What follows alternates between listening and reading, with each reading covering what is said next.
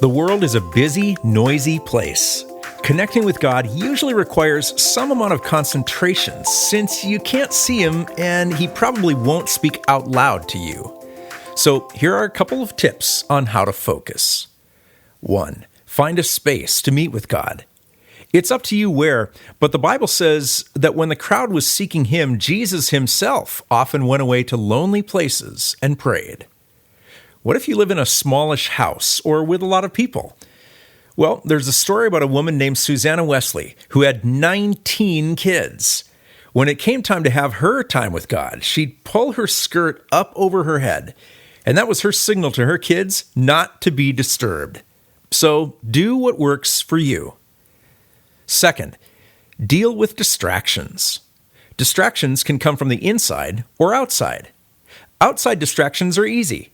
Jesus got alone, and if He needed that, you and I probably need that too.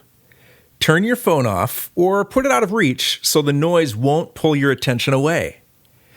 Should you listen to music? That's up to you. For some people, music helps them focus. For others, it's a source of distraction. I would start without it, since the words or the volume or the tune of the music could draw your attention away, and see what happens.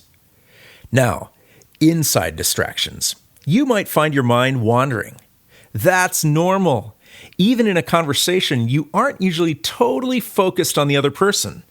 That's one reason Zoom feels so weird. Our brains need breaks, so don't be too hard on yourself.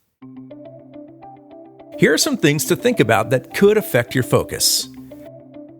Where you're sitting, what you're sitting on, the clothes you're wearing, whether the space is too hot or too cold, if you're too hungry or too tired.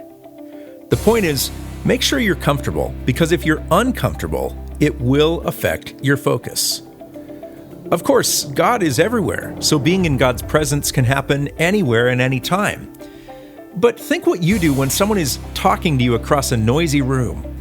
You move towards them. You watch their lips move. You might even go to a quieter room so you can clearly focus on them. In the same way, you want to keep your eye on the goal, which is God.